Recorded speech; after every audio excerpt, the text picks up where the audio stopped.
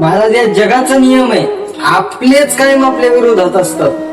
जग आपल्या विरोधात कधीच नसते. हा, असेल एखाद्या वेळेस, पण जास्त करून आपलेच आपल्या विरोधात राहत असतात कधी. अहो, आपल्या बाबतीत काय, देवतांच्या सुद्धा बाबतीत तसले. जा तुम्ही महाभारतातला प्रसंग आहे महाराज. ज्यावेळेस अर्जुनाला मोह निर्माण झाला, श्रीकृष्ण म्हणतात, अर्जुना, समोर कौरव उभे आहेत, धर बाण, कमानीला बाण सोड आणि त्यांचा वध कर. त्यावेळेस महाराज, अर्जुनाचे डोळे पाण्यानं डबडबले आणि त्या अर्जुनाचे डोळे पाहून श्रीकृष्ण म्हणतात, अर्जुना, तुझ्या डोळ्यामध्ये अश्रू येत आहेत का? का अश्रू येत आहेत?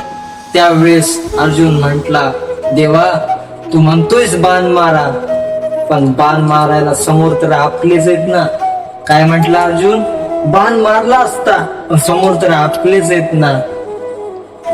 अरे, काय जरी झालं तर ते माझे भाऊ आहेत. त्यावेळेस श्रीकृष्ण त्यांना एकच उत्तर देतात, अर्जुना, अरे तू म्हणतोयस ना आपले आहेत समोर उभा, मी कसा बाण मारू? तर ऐक, त्याला उत्तर पण तेच आहे, आपलेच जर आहेत तर मग समोर कशाला उभे आहेत? बघा तुम्हाला पटतंय का? आपले आहेत तर मग आपल्या समोर का उभे आहेत? आपल्या विरोधात का उभे आहेत? त्याचा अर्थ काय की आपलेच कायम आपल्या विरोधामध्ये असतात. हा, अख्खा जगाचा विचार करा तुम्ही, अख्खं जग राहीलच, पण कायम आपलेच आपल्या विरोधात असतात. आपलेच आपल्या विरोधात असतात.